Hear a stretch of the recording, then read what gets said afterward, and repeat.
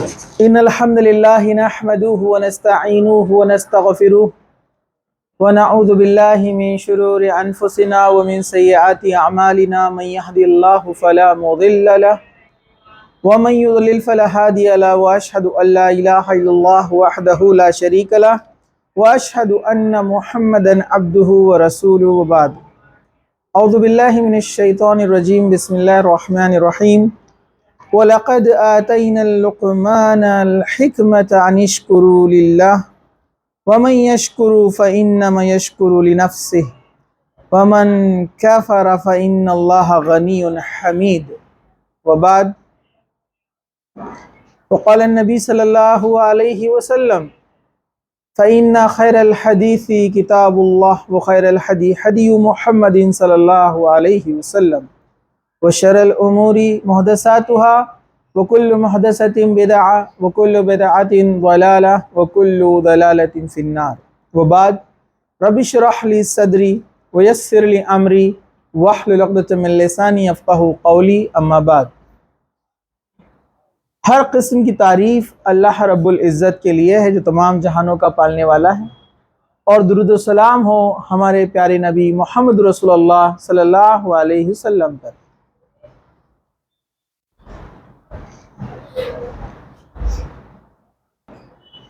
تو انشاءاللہ آج ہم جو ہے بہترین نصیحتیں جو حضرت لقمان نے اپنے بیٹے کو کی تھی، جن کا نام روایت میں آتا ہے ساران سے ان کے بیٹے کا نام، انہوں نے اپنے بیٹے کو چند نصیحتیں کی تھی، لیکن وہ نصیحت سے پہلے انہوں نے جو بچے کو گائیڈ لائنز دیے تھے۔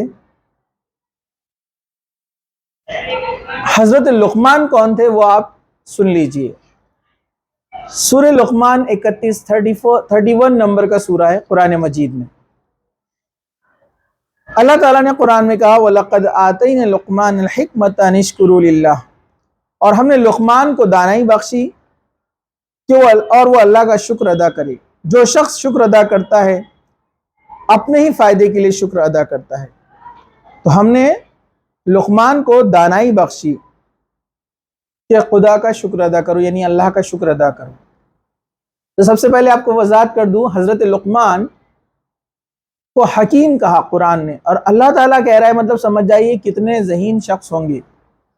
تو حکیم کا مطلب ہے وائس مین، عقل مند انسان۔ کچھ لوگ غلط معنی سمجھتے ہیں کہ وہ ڈاکٹر تھے، حکیم مطلب وہ ڈاکٹر جو دوائیں لکھ کر دیتے ہیں، وہ حکیم نہیں تھے۔ وہ لوگوں نے قصے بھی بنا لیے، انہوں جو بولے جو مریض ان کے پاس آتا تھا دوا خود بخود ہلنے لگتی تھی ان کے پاس، اور وہ دوا اس کو دے دیتے تھے۔ کچھ بھی کہاں سے لاتے لوگ پتہ نہیں، اٹھا اٹھا کے دیتے بھی، اور لوگ جھیلتے بھی اس کو، پڑھتے نہیں ہے نا، مسئلہ یہ ہے۔ تو یہاں پر تفسیر ابن کثیر میں امام ابن کثیر رحمۃ اللہ علیہ لکھتے ہیں کہ اس سے مراد حکیم مطلب حکمت اللہ نے ان کو دی تھی، وائس مین، وزڈم جس کو کہتے ہیں۔ اب اللہ نے جس کی تعریف کی کہ ہم نے لقمان کو حکمت دی تھی، مطلب واقعی میں وہ ایک حکیم اور وائس مین تھے، اور ایک وائس مین جس کی تعریف اللہ نے قرآن میں کی، اور انہوں نے جو اپنے بچوں کو، اپنے بیٹے کو جو گائیڈ لائنز انہوں نے دی، اللہ کو وہ اتنی نصیحتیں پیاری لگی کہ اللہ تعالیٰ نے اس کو اپنی کتاب میں لکھ دیا۔ اور کون سی کتاب میں لکھا؟ قرآن، جو قیامت تک پڑھی جانے والی ہے، تب تک حضرت لقمان کی باتیں اس میں رہنے والی ہیں۔ مطلب بہت ہی حکیمانہ، بہت ہی وائس باتیں ہیں یہ، مطلب اس کو اچھے سے سننا اور سمجھنا اور عمل کرنا انتہائی ضروری ہے، دنیا اور آخرت کی کامیابی ہے ان کی نصیحتوں کے اندر۔ تو حضرت لقمان کو اللہ تعالیٰ نے کہا کہ ہم نے ان کو حکمت عطا کی تھی۔ وَمَن يَشْكُرْ فَإِنَّمَا يَشْكُرُ لِنَفْسِهِ، اور جو شخص شکر ادا کرتا ہے اللہ کا، وہ اپنے نفس کے لیے کرتا ہے، خود کے لیے کرتا ہے، مطلب اس میں اسی کا فائدہ ہے۔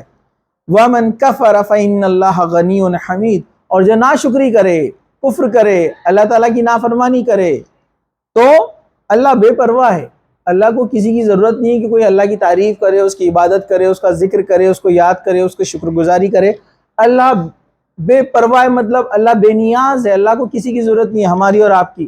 ہم کتنی عبادت کریں اس میں اللہ تعالیٰ کی شان میں کوئی اضافہ نہیں ہوتا، ہم کتنے ہی گناہ کریں اس میں اللہ تعالیٰ کی شان میں کوئی کمی نہیں ہوتی، اس میں ہمارا ہی نقصان ہے۔ گناہ کریں گے تو سزا ملیں گی آخرت میں، اور اچھے کام کریں گے تو نیکیاں ملیں گی، جنت ملیں گی آخرت میں۔ تو اللہ تعالیٰ نے کہا کہ ہر کوئی اپنے لیے کرتا ہے جو کرتا ہے۔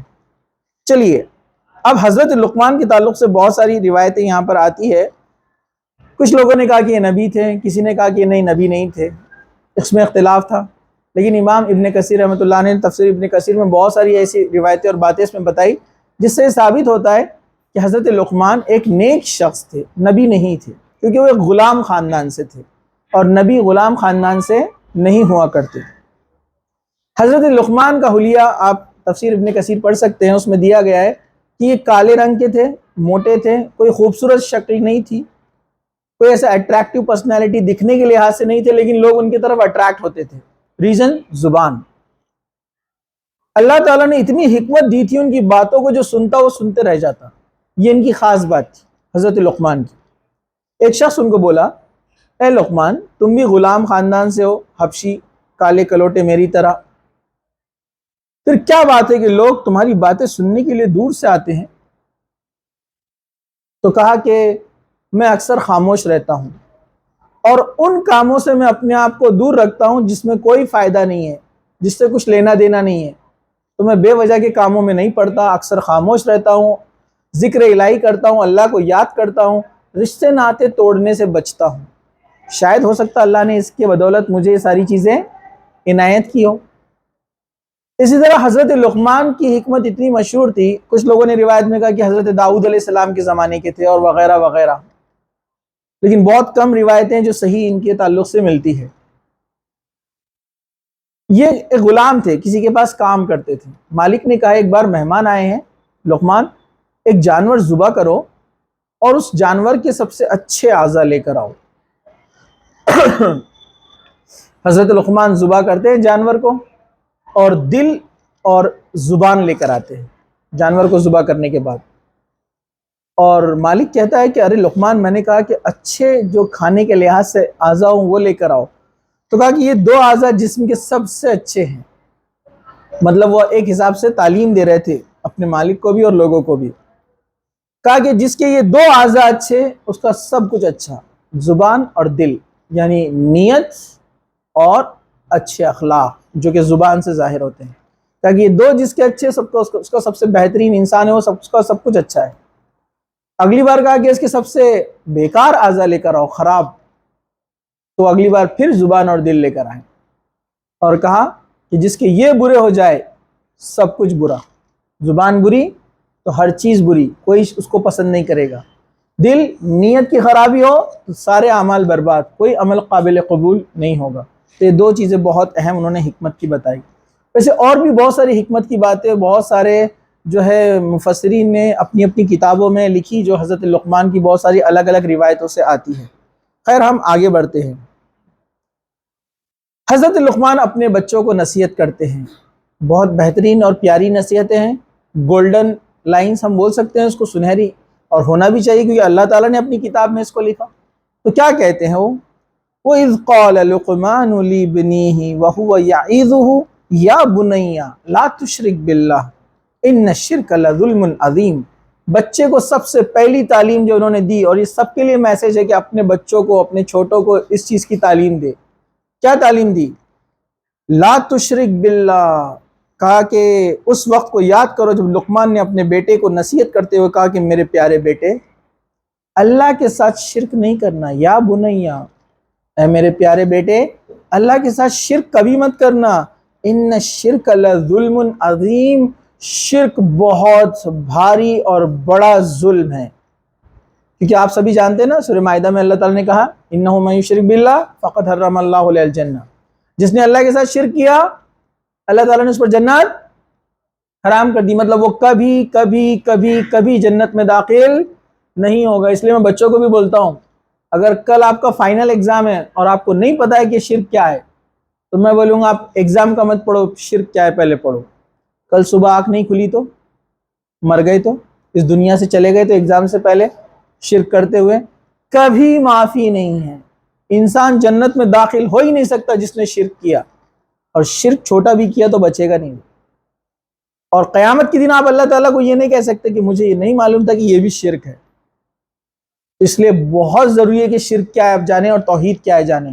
جس کو توحید کا علم ہے، شرک کا علم ہے، وہ کم سے کم پاسنگ کرائٹیریا اس نے کراس کر لیا جنت میں جانے کا.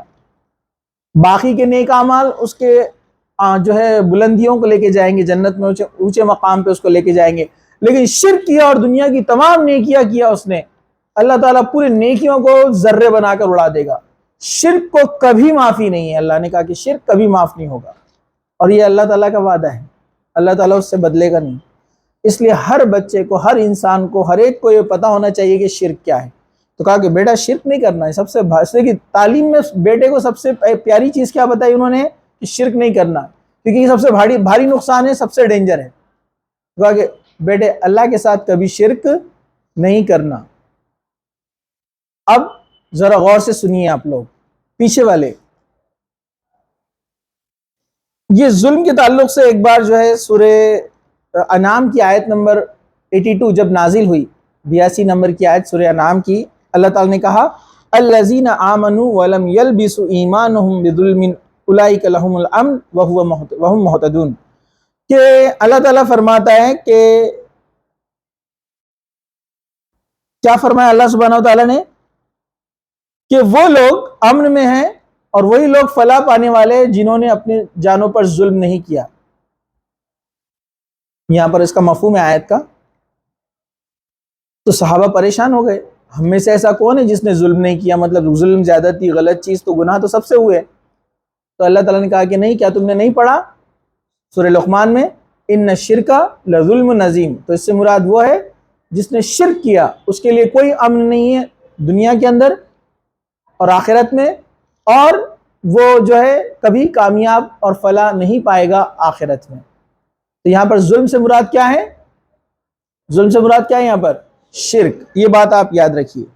چلیے ہم آگے بڑھتے. تو سب سے پہلی نصیحت کیا تھی حضرت لقمان کی؟ شرک نہیں کرنا.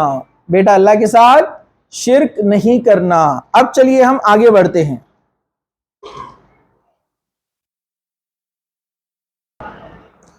چلیے آگے دوسری نصیحت، وَوَصَّيْنَا الْإِنسَانَ بِوَالِدَيْهِ حَمَلَتْهُ أُمُّهُ وَهْنًا عَلَى وَهْنٍ وَفِصَالُهُ فِي عَامَيْنِ أَنِ اشْكُرُوا لِي وَلِوَالِدَيْكَ إِلَيَّ الْمَصِيرُ.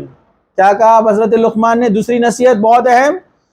اور ہم نے انسان کو، یہ اللہ تعالیٰ کا بیان ہے جو بیچ میں حضرت لقمان کی نصیحت کے ساتھ ساتھ آیا ہے، اور ہم نے انسان کو اس کے ماں یعنی اس کی ماں تکلیف پر تکلیف سہ کر پیٹ میں اٹھائے رکھتی ہے، پھر اس کو دودھ پلاتی ہے. مطلب اس کا جملہ پورا اس طرح سے اگر ہم بنائیں گے تو، اور ہم نے انسان کو اس کے تعلق سے جو ہے علم دیا، بیان دیا کہ اس کی ماں نے تکلیف پر تکلیف سہ کر پیٹ میں اسے اٹھائے رکھا، پھر اس کو دودھ پلاتی ہے، اور آخر کار 2 برس میں اس کا دودھ چھڑانا ہوتا ہے. اور اب نیز اس کی ماں باپ دونوں نے اس کے بارے میں، اور اس کے ماں باپ کے بارے میں ہم نے اسے تاکید کی کہ میرا بھی شکر کرتا رہے اور اپنے ماں باپ کا بھی، کہ تم کو میری ہی طرف لوٹ کر آنا ہے. ذرا غور سے سنیے. یہاں پر اللہ تعالیٰ فرما رہا ہے کہ ہم نے انسان کو یہ بات کا علم دیا، ٹھیک ہے، اور یہ کیا بات بتائی اللہ سبحانہ وتعالیٰ نے؟ کہ تمہاری ماں نے تم کو 9 مہینے تکلیف سے اپنے پیٹ میں رکھا، جو بات یہاں پر بیان کی جا رہی ہے. پھر اس کے بعد 2 سال تک تمہیں دودھ پلایا. اللہ تعالیٰ انسان کو ماں کا احسان یاد دلا رہا ہے. حالانکہ اس میں دونوں کی طرف اشارہ ہے، والد کا بھی اس میں کنٹریبیوشن ہے کہ وہ جاگتا ہے رات بھر آپ کے لیے، بیماری میں آپ کے لیے دوڑ دھوپ کرتا ہے، آپ کی پرورش کے لیے تمام چیزیں. لیکن یہاں خاص طور سے ماں کا ذکر کیا گیا ہے کہ اس نے 9 مہینے آپ کو پیٹ میں رکھا ہے. اور یاد رکھیے یہ کوئی تکلیف معمولی تکلیف نہیں ہے. آپ دن بھر سوفسٹیکیٹڈ آپ کا بیگ کاندھوں پر لٹکاتے ہیں اور تھک جاتے ہیں کالج جانے تک، اسکول جانے تک. 9 مہینے اس نے اپنے پیٹ میں آپ کو رکھا ہے. مثال کے طور پر آپ ایک چھوٹی سی اینٹ لے لیجئے اور اپنے ہاتھ میں ایسے رکھیے، ساتھ لے کر گھومیے. ایک دن آپ دیکھ کیسے آپ کا ہاتھ کی حالت ہوں گی. آپ دیکھیے کیسے پورے آپ کی انگلیاں اکڑ جائیں گے، مسلز پورے اکڑ جائیں گے آپ کے. لیکن وہ 9 مہینے اپنے پیٹ میں رکھتی ہے تکلیف اٹھا کر، ہر چیز سے پرہیز کرتی ہے آپ کے لیے. پھر وہ 2 سال تک دودھ پلاتی ہے، اور اس کی جو پیدائش ہے وہ تو تکلیف الگ. آپ جانتے ہیں جب ایک عورت بچے کو جنم دیتی ہے جب اس کی ولادت ہوتی ہے بچے کی تو سائنٹسٹ نے اس درد کو جو ہے ناپا ہے. آپ کو پتا ہے نا جو پین ہوتا ہے نا درد اس کی اکائی ہے ڈیل, پتا ہے نا آپ کو, ڈیل اس کی اکائی ہے. تو ماں جب بچے کو جنم دیتی ہے تو 45 ڈیل کا پین اس کو ہوتا ہے, 45 ڈیل کا درد. سائنٹسٹ بولتے ہیں کہ اس کو سمجھنے کے لیے عام انسان کے لیے ہم کیا کریں گے, اس کو ایسے سمجھیے کہ 45 ڈیل وہ درد ہے جیسے کسی انسان کی ایک ساتھ 20 ہڈیاں توڑ دی گئی ہو. جسم کے 20 ہڈیاں ایک ساتھ توڑ دیں گے تو کیسا درد ہوگا, اس کو بولتے ہیں 45 ڈیل. اور ماں کو وہ درد ہوتا ہے جب بچہ پیدا ہوتا ہے, لیکن وہ آپ برداشت کرتی ہے, اس لیے اس کا مقام بھی بہت اونچا ہے نا. اس حالت میں بچے کی ولادت کے ٹائم اگر ماں کا انتقال ہو جائے تو جنت ہی پتہ آپ کو, اس کے لیے بہت شہادت کا درجہ ہے, اس کو شہادت کی موت ہے وہ, اگر وہ توحید پہ رہی تو. لیکن ٹھیک ہے, تو کتنی تکلیف سے ماں نے آپ کو رکھا, لیکن ہم کتنی آسانی سے ماں کو جھڑکتے ہیں, اونچی آواز میں بات کرتے ہیں, سخت لہجے میں بات کرتے ہیں, دوست سہیلیوں کو پرائیورٹی دیتے ہیں والدین کے مقابلے میں, دوسروں کو باہر والوں کو پرائیورٹی دیتے ہیں والدین کے مقابلے میں, دوست کی بات سنتے باپ کی بات نہیں سنتے, باپ نے منع کر دیا فلاں دوست کے ساتھ نہیں جانا ہے تو چڑ جاتے, ناراض ہو جاتے, باپ سے بات نہیں کرتے ہیں. کیسی عجیب بات ہے, کیا آپ کا دوست تھا رات میں جب آپ کر دیتے تھے تو آپ کی پھالی بدلاتا تھا آ کر وہ؟ ہاں سوچو ذرا آپ, یہ احساس کب ہوتا ہے جب آپ باپ بن جاتے یا آپ ماں بن جاتے, تب پتہ چلتا ہے کہ آپ کے والدین نے کتنا کیا. لیکن اس وقت تک تو کافی وقت گزر جاتا ہے, جو خدمت کا وقت ہے آپ کے ہاتھ میں سے نکل جاتا ہے, کیونکہ آپ کے اوپر دوسری ذمہ داریاں آ جاتی ہیں. تو اللہ تعالیٰ فرما رہا ہے 9 مہینے اس نے آپ کو رکھا ہے, پھر 2 سال تک دودھ پلایا آپ کو, اور اتنی تکلیف جو اس نے کی, تو اس کے لیے اب تم کیا کرنا چاہیے؟ اللہ تعالیٰ فرما رہا ہے کہ تم اپنے والدین کا بھی شکر ادا کرو اور اللہ کا بھی شکر ادا کرو, دونوں کا شکر ادا کرو, اور یاد رکھو تم کو لوٹ کر میرے پاس آنا ہے. مطلب تم نے اگر والدین کے ساتھ بدسلوکی کی, ان کے ساتھ آپ نے بدتمیزی کی, آپ نے ان کا حق ان کو نہیں دیا, ان کو تکلیف پہنچائی, تم کو ریٹرن میرے پاس آنا ہے حساب دینے کے لیے. پھر اللہ تعالیٰ سزا دے گا ان لوگوں کو جنہوں نے نافرمانی کی. تو دوسری نصیحت, والدین کے ساتھ حسن سلوک, اچھائی کا معاملہ, ان کے ساتھ عاجزی کے ساتھ رہنا. ٹھیک ہے, قرآن مجید میں بہت سارے مقامات پر آپ دیکھیں گے اللہ نے جب کہا کہ اس کی توحید کے بارے میں کہ صرف اس کی عبادت ہوگی, 2nd نمبر پر والدین کو رکھا اللہ تعالیٰ نے. والدین کی خدمت بہت عظیم ثواب ہے, کوئی معمولی چیز نہیں ہے. چلیے ہم آگے بڑھتے ہیں. آگے اللہ سبحانہ و تعالیٰ نے فرمایا, یہ پہلے جو ہے ذکر کیا ہے کہ شرک سے بچنا ہے, دوسرا کہا کہ والدین کے ساتھ حسن سلوک کرنا ہے. پھر اب آگے چلیے, وَإِن جَاهَدَكَ عَلَىٰ أَن تُشْرِكَ بِهِ مَا لَيْسَ لَكَ بِهِ عِلْمٌ فَلَا تُطِعْهُمَا وَصَاحِبْهُمَا فِي الدُّنْيَا مَعْرُوفًا وَاتَّبِعْ سَبِيلَ مَنْ أَنَابَ إِلَيَّ ثُمَّ إِلَيَّ مَرْجِعُكُمْ فَأُنَبِّئُكُمْ بِمَا كُنْتُمْ تَعْمَلُونَ. اور اگر وہ تیرے در پہ ہو کہ تو میرے ساتھ کسی ایسی چیز کو شریک کرے جس کا تجھے علم نہ ہو, تو ان کا کہنا نہ ماننا. ہاں والدین کی ہر بات ماننا ہے, لیکن والدین اگر آپ کو شرک کرنے کے لیے بولے, ایسا عمل کرنے کے لیے کہے جو اللہ تعالیٰ کے خلاف ہے, تو پھر ان کی بات نہ ماننا. اللہ تعالیٰ نے کہا ہاں دنیا کے کاموں میں ان کے ساتھ اچھی طریقے سے سلوک کرنا, ساتھ دینا. جو شخص میری طرف رجوع کر کے آئے گا اور سیدھے راستے پر چلنا, پھر تم کو میری طرف لوٹ کر آنا ہے, تو جو کام تم کرتے رہے میں سب تم کو آگاہ کر دوں گا. اللہ تعالیٰ نے کہا کہ والدین اگر آپ کو شرک کرنے کے لیے بولے, گناہ کی طرف آپ کو دعوت دے, تب ان کی بات آپ نہیں مانیں گے. جیسے یہ آیت کس کے تعلق سے اتری ہے؟ حضرت سعد بن مالک. حضرت سعد بن مالک, سعد بن ابی وقاص الگ ہے, یہ سعد بن مالک. حضرت سعد بن مالک فرماتے ہیں کہ یہ آیت میرے تعلق سے نازل ہوئی ہے. میں نوجوان تھا جب اسلام قبول کیا, والدہ کافر تھی, والدہ نے کہا کہ اسلام چھوڑ دے, محمد صلی اللہ علیہ وسلم کی بات مت مان, اپنے پرانے باپ دادا کے مذہب پر آ جا. حضرت سعد بن مالک نے کہا کہ نہیں میں ایسا نہیں کر سکتا. تو ان کی والدہ نے قسم کھائی کہ نہ میں کھانا کھاؤں گی اور دن بھر میں دھوپ میں بیٹھی رہوں گی اور سر میں کنگھی نہیں کروں گی۔ اس زمانے میں لوگ اس طرح اپنے آپ کو تکلیف دینے کے لیے کہتے تھے، کیونکہ اس عرب کے زمین پر اگر کوئی سر میں تیل نہ ڈالے اس گرمی میں اور کنگھی نہ کرے تو سر میں جوئیں ہو جاتی تھی اور زخم ہو جاتے تھے، اور انہوں نے سیدھے کہہ دیا کہ میں کھانا بھی نہیں کھاؤں گی۔ جب وہ کھانا نہیں کھائی تو اتنا بیمار ہو گئی کہ وہ بیڈ ریسٹ مطلب بستر پر چلے گئی۔ رشتہ داروں نے تانے دینا شروع کیا سعد بن مالک کو کہ کیسے ظالم بیٹے ہو، ماں کی بات مان لو۔ وہ اپنی ماں کے پاس دوڑتے ہوئے جاتے اور ماں کو مناتے کہ میری پیاری ماں میری بات مان لے، میں اللہ کے ساتھ شرک نہیں کر سکتا، اس کے علاوہ تو مجھے جو کہیں گی میں ماننے کے لیے تیار ہوں۔ اور وہ ان کو مناتے رہتے لیکن ماں نہیں مانتی۔ پھر ایک بار وہ اپنی ماں کے پاس گئے اور کہا کہ میں تم سے بہت محبت کرتا ہوں میری پیاری والدہ، میں تمہارے لیے جان دے سکتا ہوں، لیکن میں اللہ کے ساتھ شرک نہیں کر سکتا۔ اور اگر اللہ تعالیٰ اے میری ماں اگر اللہ تعالیٰ آپ کو 100 زندگیاں دے اور آپ ایک ایک کر کے ایسی بھوک پیاس سے اس کو ختم کر دے تب بھی میں شرک نہیں کرنے والا۔ مطلب وہ لوگ عقیدے کے معاملے میں کتنے اسٹرانگ تھے، بات کو سمجھیے آپ، کتنا برا تھا شرک ان کے نزدیک۔ اور ہمارے پاس تو کیا معاملہ ہے، فلاں کیوں شرک کر رہے ہیں، نہیں امی ناراض ابا ناراض ہو جائیں گے اس لیے ان کی خوشی کے لیے کر رہا میں۔ سعد بن مالک نہیں کیے، کہا کہ آپ 100 جانیں بھی دے دیں گے تو میں شرک نہیں کروں گا، ہاں میں آپ کے لیے جان دے سکتا ہوں، میں آپ سے بہت محبت کرتا ہوں۔ والدہ سمجھ گئی، ہار گئی کہ بیٹا بہت ضدی ہے اس معاملے میں۔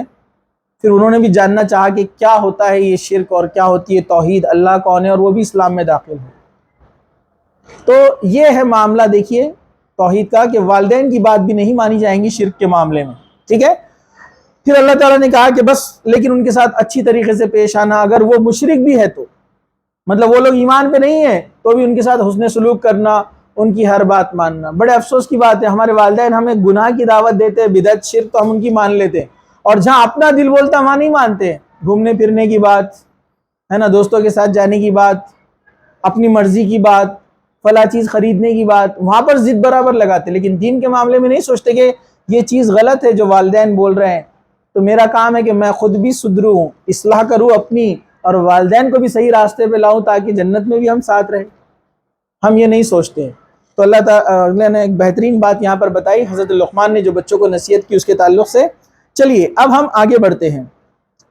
تو یہ تیسری نصیحت تھی کہ شرک کے معاملے میں کمپرومائز نہیں کرنا ہے، والدین کی بات ماننا ہے، ان کے ساتھ حسن سلوک کرتے رہنا ہے، لیکن اللہ تعالیٰ کی ناراضگی میں ان کی بات نہیں مانی جائیں گی۔ چلیے، یا بنیا انہا ان تکو مثقال حبۃ من خردل فتکن فی صخرۃ او فی السماوات او فی الارض یأت بہ اللہ ان اللہ لطیف خبیر۔ کیا کہتے؟ اے میرے پیارے بیٹے، اے میرے پیارے بیٹے، بالفرض اگر کوئی عمل رائی کے دانے کے برابر ہو، ایک چھوٹا سا عمل جو کہ رائی کے دانے کے برابر ہو، اور ہو بھی کسی پتھر کے اندر یا آسمان میں چھپا ہو یا زمین کے اندر، اللہ اس کو قیامت کے دن لا موجود کرے گا، کچھ شک نہیں اللہ باریک بین اور خبردار ہے۔ یہ تو آپ غور سے سنیے سب لوگ، ہم گناہ کرتے ہیں، سوچتے ہیں امی ابا کو پتہ نہیں چلا، ہم گناہ کرتے ہیں سوچتے ہیں فیملی والوں کو پتہ نہیں چلا، ہم گناہ کرتے ہیں اور سوچتے ہیں کہ ہم جو اچھی سوسائٹی اور سماج میں رہتے ہیں ان کو نہیں معلوم ہے کہ ہم کیا کرتے ہیں، اسکول میں، کالج میں، باہر مارکیٹ میں، ہے نا۔ ہم کو لگتا ہے کہ ہم چبوتروں پہ محلے کے اندر جو کر رہے ہیں کسی کو نہیں پتہ ہے، جبکہ اللہ حضرت لقمان کیا بول رہے؟ بیٹا رائی کے دانے کے برابر ہلکا سا اتنا چھوٹا سا گناہ، اور پتھر کے اندر، پتھر سمجھا آپ کو، صخر لفظ استعمال کیا گیا یہاں پر، ایسا پتھر جو اتنی اندر ہو کہ جس میں نہ کوئی سوراخ ہو، نہ کوئی کھڑکی ہو، نہ دروازہ ہو، یعنی چٹان کے اندر۔ اللہ کے رسول نے فرمایا کہ تم ایسی جگہ جا کر گناہ کرو، ایسے پتھر اور ایسی چٹان میں جا کر جہاں پر نہ کوئی کھڑکی ہے، نہ دروازہ ہے، نہ کوئی دیکھنے والا ہے، ایسا سمجھیے آپ کے موبائل ہے، آپ کی فل سیکیورٹی، آپ کو لگتا ہے اس میں کوئی نہیں آ سکتا ہے، میں اس میں کچھ بھی کر سکتا ہوں، میری ہسٹری کوئی چیک نہیں کر سکتا، میں بہت ایکسپرٹ ہوں اس میں۔ اللہ تعالیٰ فرما رہا ہے کہ زمین اور آسمان کہیں بھی چل جاؤ، موبائل تو بہت دور کی بات ہے، کہیں بھی چل جاؤ تم گناہ کرو، اللہ اس کو لوگوں کے سامنے لے کر آئے گا۔ اس کی تفسیر میں امام ابن کثیر نے لکھا آپ کا عمل چاہے وہ نیک ہو یا بد ہو، آپ جب کرتے ہیں اللہ تعالیٰ اس کو لوگوں کے سامنے لے کر آتا ہے. اگر آپ دکھاوا نہ بھی کریں نیکی کا تو لوگوں کو پتہ چل ہی جاتا ہے آپ نیک ہے. ویسے ہی اگر آپ برے کام کریں گے لوگوں کو پتہ، اللہ تعالیٰ لے کر آئے گا اس کو، آپ کتنا ہی چھپ کر اس کو کرے اس گناہ کو، اللہ تعالیٰ اس کو ضرور لے کر آئے گا. تو یہ ان لوگوں کے لیے بہت بھاری اور زبردست میسج ہے جو موبائل پہ سوشل میڈیا پر برائی کرتے ہیں اور سوچتے کہ ان کو کسی نے نہیں دیکھا. اپنی امی ابا کو کہاں ہینڈل کرنا آتا موبائل، ان کو تھوڑی معلوم اندر کیا کیا چلتا، انسٹا پہ کیا رہتا ہے نا، اسنیپ چیٹ پہ کیا رہتا. اب یہ دو برائیاں بہت زیادہ اسپیڈ سے پکڑ لی، اس لیے دونوں کے نام لیا میں نے. فیس بک واٹس ایپ بہت پرانا ہو گیا، برابر ہے کہ نہیں. فولڈر کے اندر فولڈر، اس کے لاک کے اوپر lock, pattern lock, fingerprint, ہے نا، کتنے لاک ڈال دیتا بیچارہ. لیکن اللہ حضرت لقمان وائس مین ہے، یہ قیامت تک کے لیے ہدایت کتاب، قیامت تک جو ڈیوائس آئیں گے سب کے بارے میں یہ پول کھول دی گئی ہے. اللہ اس کو ضرور لوگوں کے سامنے لے کر آئے گا. اور آپ نہیں جانتے دنیا میں بہت ساری ایسی تنظیمیں ہیں جو آپ کا پورا ڈیٹا ریکارڈ رکھتی ہے. آپ کا کتنا ہی فلی سیکیورڈ آئی فون رہنے دو آپ کا، ہاں بیچارے آئی فون والے پہ بھی لگ گیا تھا ابھی کلیم کی یہ خود ڈاٹا چرا لیتے ہیں. کتنی حقیقت ہے وہ اللہ کو معلوم. ٹھیک ہے، کہا کہ تم کہیں بھی جا کر رائی کے دانے کے برابر عمل کرو، اللہ اس کو لوگوں کے سامنے لے کر آئے. اور یاد رکھیے اللہ تعالیٰ کی بات ہے، جب اللہ نے کہا لے کر آئے گا تو 100% لے کر آئے گا اللہ تعالیٰ اس کو. تو بہت ڈرنے کی بات ہے لوگوں سے نہیں، کہ قیامت کے دن اللہ تعالیٰ جب تمام لوگوں کے سامنے کہے گا کہ آپ نے گناہ کیا تھا، تب آپ کیا کریں گے بولیے. آپ کی زبان خود بولیں گی، آپ کے ہاتھ پیر بولیں گے، آپ کچھ نہیں کر پائیں گے. تو ہمیں چاہیے کہ ہم برائیوں سے اپنے آپ کو بچائیں. بہت پیاری نصیحت ہے، آپ ذرا سنیے اس کو. یا بنی اقم الصلاۃ وامر بالمعروف وانہ عن المنکر واصبر علی ما اصابک ان ذلک من عزم الامور. بہترین بات. پہلے کہا شرک نہیں کرنا، دوسرا کہا والدین کے ساتھ اچھائی سے پیش آنا، تیسرا کہا والدین شرک کے تعلق سے گئے تو ان کی بات نہیں ماننا لیکن ان کے ساتھ اچھے سے بسر کرنا، مطلب تمام باتیں ان کی ماننا. چوتھا کہا کہ گناہ اگر آپ چٹان میں چھپ کر، آسمان میں یا زمین میں کہیں بھی جا کر کریں گے اللہ اس کو لوگوں کے سامنے لے کر آئے گا. پانچویں زبردست نصیحت دیکھیے، اے میرے پیارے بیٹے نماز کی پابندی کرنا. چھٹی چیز آ رہی ہے، نماز کی پابندی کرنا. اور آگے کیا فرمایا؟ لوگوں کو اچھے کام کا حکم دینا. نماز کے تعلق سے اتنا اسپیشل کیوں کہا؟ بہت ساری عبادتیں ہیں جو اللہ نے کی ہے لیکن نماز کیوں؟ نماز ایک ایسی چیز ہے، یہ ایک چارجر کا کام کرتا ہے. فجر پڑھی آپ نے تو آپ کو یاد آیا کہ مرنا ہے، اللہ کے سامنے جانا ہے، حساب دینا ہے، انسان گناہوں سے توبہ کرتا ہے. پھر وقت گزرا دنیا میں لوگوں کے ساتھ رہتا ہے، کالج، اسکول، ماحول، سوسائٹی، آفس وغیرہ، بزنس، کاروبار، دکان، مارکیٹ، جب جاتا ہے لوگوں میں ملتا ہے تو پھر گناہ اس کے ذہن میں آتا ہے. شیطان وسوسے ڈالتا ہے، برے لوگ وسوسے ڈالتے ہیں، دنیا کی رنگینیاں اس کو اٹریکٹ کرتی ہے. پھر ظہر میں جاتا ہے، وضو کرتا ہے، نماز پڑھتا ہے، امام صاحب نماز پڑھتے ہیں، اللہ اکبر کا نعرہ سنتا ہے، پھر اس کو یاد آتا ہے اللہ سب سے بڑا ہے، دنیا کی تمام چیزوں کے بہکاوے سے بچ جاتا ہے.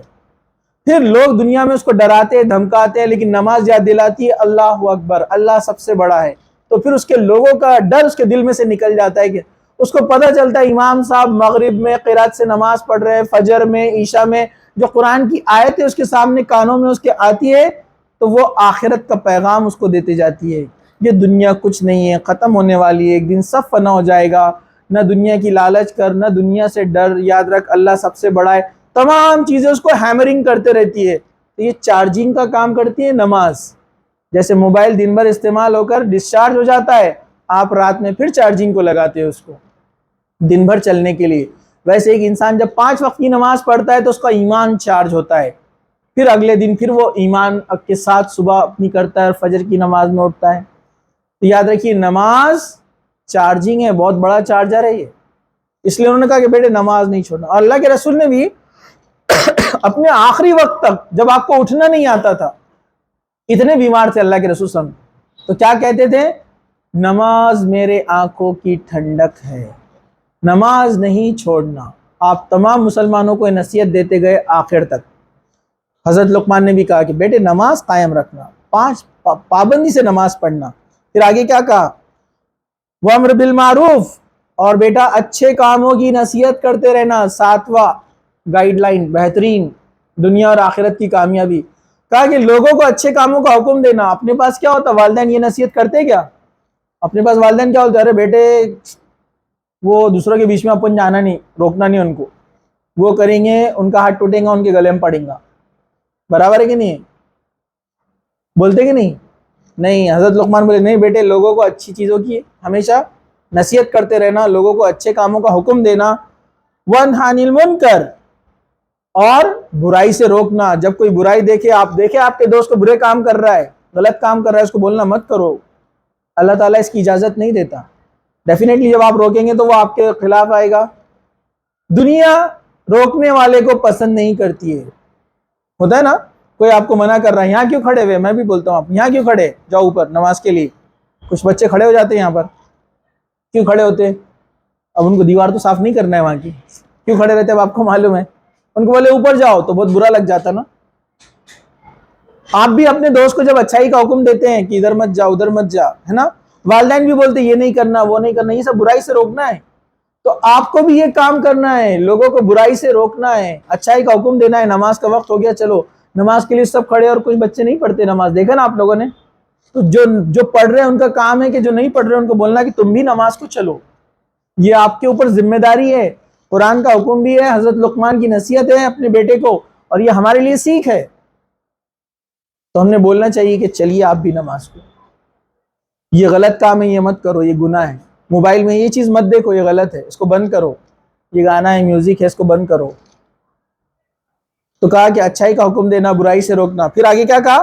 وَاصْبِرْ عَلَىٰ مَا أَصَابَكَ، اور جب تکلیف آئے تو صبر کرنا. 8ویں چیز، کیونکہ جب تم لوگوں کو اچھائی کا حکم دو گے اور برائی سے آپ روکو گے تو لوگ کیا خاموش بیٹھنے والے؟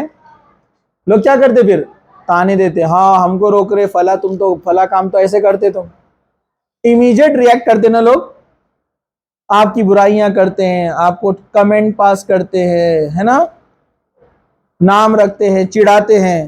تو کیا کہا اس ٹائم پر؟ پھر صبر کرنا لوگوں کی باتوں پہ. کیونکہ دنیا کو جب تم اصلاح کرنے نکلو گے تو لوگ آپ کو چھوڑنے والے نہیں ہیں، تکلیف دیں گے. زبان سے، ہاتھ سے بھی دے سکتے تکلیف، جیسے نبیوں کو دیا گیا نا، نبیوں کو پتھر مارے گئے. تو کہا کہ اس پر کیا کرنا؟ صبر کرنا. ان ذالک من عزم الامور، اور یہ صبر کرنا بڑے ہمت کے کاموں میں سے ہے. لیکن اس کی تفسیر میں امام ابن کثیر نے کہا یہ تمام چیزیں ہمت کے کاموں میں سے ہے. برائی سے روکنا، اچھائی کا حکم دینا، صبر کرنا، یہ سب جو ہے کیا ہے؟ یہ بہت ہمت کے کاموں میں سے ہے. عام لوگوں کی بس کی بات نہیں، ہمت والوں کے کام ہیں. تو اللہ تعالیٰ نے کہا یہاں پر یہ تمام چیزیں، یہاں پر 8 چیزیں آ گئی. پھر آگے کیا فرمایا؟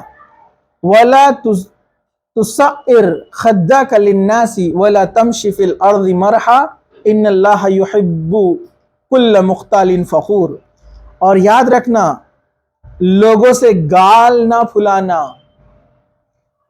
زمین میں اکڑ کر نہ چلنا. اللہ کسی اترانے والے اور خود پسند کو پسند نہیں کرتا. کیا کہا؟ گال نہیں پھلانا. گال پھلانے سے مطلب کیا ہے؟ ایسے کرنا. گال پھلانے سے مطلب پراؤڈ میں، تکبر میں، کوئی آپ سے ملنے آیا آپ ایسے کر رہے ادھر، یہ گال پھلانا ہے. اپنے آپ کو بیٹر. تکبر کرنے والا جنت میں داخل نہیں ہوگا، ہے نا. کسی کی کوئی چیز آپ کو تھوڑی سی پسند نہیں ہے، آپ نے اس سے نفرت کرنا شروع کر دی، بس وہ آ رہا تو آپ ادھر دیکھ رہے، وہ ادھر دیکھ رہے. یہ گال پھلانا ہے، اللہ کو یہ پسند نہیں ہے. اور کہا کہ اکڑ کر نہ چلنا. جیسے ایک جگہ قرآن میں اللہ تعالیٰ نے کیا کہا؟ اکڑ کر نہ چلو. نہ تم زمین کو پھاڑ سکتے ہو، نہ پہاڑ کی اونچائی کو پہنچ سکتے ہو. کس بات پر اکڑتے؟ مطلب اپنے آپ کو پہاڑ کے بازو لے کھڑے کر دو. آپ کتنے سے دکھیں گے؟ آپ کسی پہاڑ کو دیکھے ہوں گے نا، آپ نے سبھی نے. پہاڑ کے سامنے آپ جب کھڑے رہتے ہیں یا اوپر سے آپ دیکھیے کوئی انسان کتنے چیٹی کے جیسے دکھتے ہیں. تو اللہ تعالیٰ نے کہا نہ تم پہاڑ کی اونچائی کو پہنچ سکتے ہو، اتنی ہائٹ نہیں ہے تمہاری، نہ زمین کو پھاڑنے کی طاقت ہے تمہارے اندر. پھر کس بات کی اکڑ؟ جبکہ یہ پہاڑ ریزہ ریزہ ہو جاتا اگر اس پر قرآن اترتا. تو اللہ تعالیٰ نے کہا پھر تم اتنے سے انسان اتنے باریک، ارے برابر ہے کہ نہیں ہے؟ اچھا اللہ تعالیٰ کے نزدیک یہ دنیا کی حیثیت کیا ہے؟ مچھر کے پر کے برابر بھی نہیں ہے. سنتے نا ہم، تو ہماری حیثیت کدھر ہے پھر؟ اتنی بڑی دنیا ہے، وہ اللہ کے نزدیک مچھر کے پر کے برابر بھی نہیں ہے. اس دنیا میں پہاڑ چیٹی کے برابر بھی نہیں ہے، اور پہاڑ کے سامنے ہم لوگ چیٹی کے برابر بھی نہیں ہے.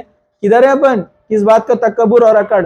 اللہ تعالیٰ نے کہا گال نہیں پھلانا، ایک دوسرے سے نفرت، چہرہ پھیر لے رہے، اکڑ رہے، ایک دوسرے کو حقیر جان رہے. ایک صحابی بولے اللہ کے رسول، میں اچھے کپڑے صاف اور شفاف دھوتا ہوں، اس کو جب پہنتا ہوں تو خوشی محسوس ہوتی ہے، اچھے جوتے پہنتا ہوں تو خوشی محسوس ہوتی ہے، کیا یہ بھی تکبر ہے؟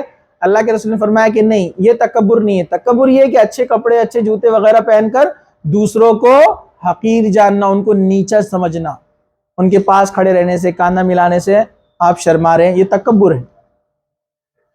تو کہا کہ اکڑ نہ کر مت چلنا اترانے والے کو، خود پسند جو صرف اپنے بارے میں سوچتا ہے، سیلفش. اللہ ایسے لوگوں کو پسند نہیں کرتا. چلیے ہم آگے بڑھتے ہیں. وقصد فی مشیک وغضض من صوتک ان انکر الاصوات لصوت الحمیر. اور اپنی چال میں اعتدال برتنا. اپنی چال، آپ کی جو اسٹائل ہے چلنے کی، اس میں ماڈریٹ رہنا، اعتدال. بولتے وقت اونچی آواز میں بات نہیں کرنا، چیخ چیخ کر باتیں نہیں کرنا، کیونکہ اونچی آوازیں کس کی ہے؟ گدھوں کی ہے نا. سورہ حجرات میں بھی دیکھا تھا نا اپن نے. ہاں، سب سے آوازوں میں سب سے بری آواز گدھے کی آواز ہے، اللہ تعالیٰ نے کہا. تو دو برائیوں کا یہاں پر ذکر کیا گیا ہے. ایک کیا؟ چال میں اعتدال رہنا. اعتدال مطلب ماڈریٹ. اللہ کے رسول صلی اللہ علیہ وسلم کیسے چلتے تھے؟ ایک دم ماڈریٹ. آپ کا سر جھکا رہتا تھا، مطلب آنکھیں، لیکن ایک دم مریل جیسا بھی نہیں چلتے تھے کہ ایک دم بیمار لگے. ایک دم سینہ نکال کے بھی نہیں چلتے. اپنے پاس تو بیچارہ 2 دن جم جاتا 2 مہینے تک ایسی چلتا ہو، ایسا لگتا پیٹ میں کچھ تو بھی باندھ دیا اس کو، ایسی ٹائٹ رہتا ہو.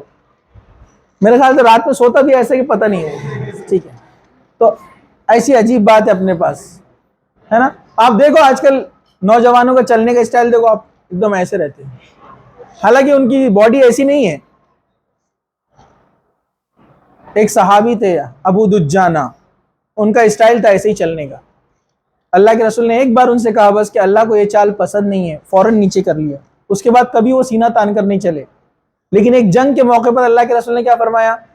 ابو دجانہ، یہاں پر تمہاری چال اللہ کو وہ پسند ہے، سینہ نکال کے چلنے کی، کیونکہ جنگ کا میدان ہے نا، دشمن پہ رعب رکھنا ہے. ابو دجانہ آپ کو پتا ہے کیسے تھے؟ یہ جب سر پر کالا کپڑا باندھ لیتے تھے تو لوگ سمجھ جاتے تھے آج دشمنوں کی صف پلٹ جائیں گی. کئی لوگوں کو چڑھتے ہوئے نکل جاتے تھے، اتنے زبردست فائٹر تھے. لیکن اللہ کے رسول نے کہا کہ اللہ کو یہ چال پسند نہیں ہے، کبھی سینہ نکال کر نہیں چلے. ہمارے پاس عجیب معاملہ ہے. تو میانہ روی رکھنا چاہیے، ماڈریٹ چال، نہ اس میں ڈھیلا پن، نہ سینہ نکال کے، اور نہ اترا کر چلنا. آج کل تو لوگ عجیب عجیب اسٹائل سے چل رہے ہیں، ایسے چلتے میں سمجھ میں نہیں آتا کیسے چلتے. یہ کچھ لوگوں کو دیکھا میں نے ایسے چلتے، ایک دم ایسا لگتا ہے کہ چھوٹے بچے نے کچھ کر دیا ڈائپر میں، ایسے پیر ایسا ایسا ایسا. آپ دیکھیے اسکول کالج کا حال کیسے، ایک سے ایک اسٹائل میں چلتے ہوئے دکھیں گے آپ کو لوگ. تو اللہ تعالیٰ کو یہ چالیں پسند، اور دنیا بھی مذاق بناتی ہے، ہنستے لوگ کہ بیچارے کو کیا ہو گیا، ایسا کیوں چل رہے، کیا کر دیا اس نے یا بیچارے کو کیا مسلس کیا ہو گئے، ٹائٹ ہو گئے، کیا پرابلم ہے اس کو. بری چیز کو کوئی پسند نہیں کرتا، دنیا بھی پسند نہیں کرتی. اور چیخ چیخ کے باتیں، اونچی آوازوں میں باتیں نہیں کرنا، کیونکہ آوازوں میں سب سے بری آواز کس کی ہے؟ گدھے کی آواز ہے. کر دینا چیخ چیخ کے باتیں. ہاں کسی کو آواز لگانا ہے تو الگ بات ہے، آپ کسی کو دور سے آواز لگا رہے، کوئی دور کھڑا ہے، جیسے اپن نیچے سے آواز لگاتے ہیں آپ لوگوں کو بلانے کے لیے، یہ مجبوری ہے نا. لیکن کوئی بازو میں کھڑا ہے اور ہمیں دیکھا کچھ بچوں کو، اور کیا کر رہا تو ایسا شروع ہو جاتے ہو، برابر ہے کہ نہیں ہے؟ چیخ چیخ کے بعد، اور اس کے صحت کے بھی نقصان ہے. آپ کو پتا ہے سائنس بھی بولتی ہے چیخ چیخ کے باتیں کرنے سے آپ کی ہارٹ بیٹ irregular ہوتی ہے، بلڈ پریشر بڑھتا ہے، دماغ کی رگیں پھٹ سکتی ہے چیخ کے باتیں کرنے سے. نقصان ہے. آپ دین اسلام پر عمل نہیں کریں گے تو نقصان ہونے والا ہے. چیخ کے بات نہیں کرنا، اللہ سبحانہ و تعالیٰ نے بھی کہا اس بات کو، اور یہاں پر حضرت لقمان کی بھی نصیحت میں سے ہے. چلیے آخری بات یہاں پر یہ تھی، تو اب آپ مجھے بتائیے کون کون سی چیزیں حضرت لقمان نے نصیحت کی اپنے بچوں کو؟ شرک مت کرنا، یس، والدین کے ساتھ حسن سلوک کرنا، والدین اگر شرک کا کہے تو ان کی بات نہیں ماننا، لیکن ان کے ساتھ اچھے سے زندگی بسر کرنا، ان کی بات ماننا، نماز قائم کرنا، اس سے پہلے کچھ تھا، گناہ عمل نیکی جو بھی آپ کی رائے کے دانے کے برابر بھی ہو تو اللہ اس کو لوگوں کے سامنے ضرور لے کر آئے گا۔ پانچواں، ہاں، نماز قائم کرنا، پانچواں۔ چھٹا، لوگوں کو نیکی کا حکم دینا، برائی سے روکنا، صبر کرنا، ٹھیک ہے؟ ہاں، اس کے بعد کتنے ہو گئے؟ 8 ہو گئے۔ 9واں کیا تھا؟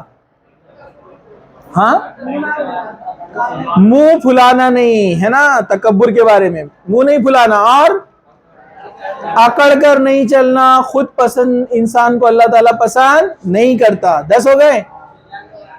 11واں نہیں، اور ایک تھا نا، چال میں اعتدال، چلتے ٹائم اعتدال، ماڈریٹ وے میں چلنا، ٹھیک ہے؟ اس کے بعد چیخ چیخ کر باتیں نہیں کرنا۔